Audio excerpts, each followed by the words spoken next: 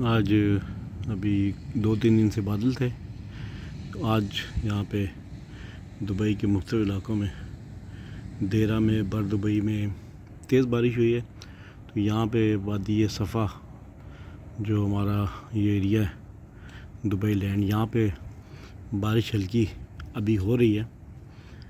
तो हल्की बारिश है, लेकिन बारिश है, मौसम अच्छा हो गया। ये सड़कें नज़र आ रही हैं जो कि पानी से गीली हुई हैं। ये देख सकते हैं सामने, करीब करके थोड़ा आपको दिखा देते हैं।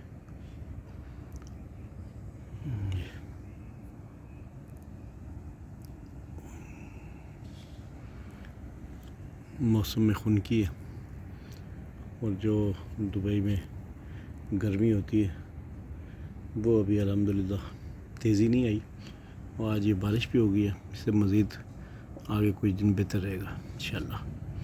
अल्लाह पाक सबके लिए खैर की बारिश फरमाए, सबके लिए खैर फरमाए। कुल्ला पला दे कुल्ली खैर। ये बादलों की आवाज़ भी गरजने की आ रही होगी।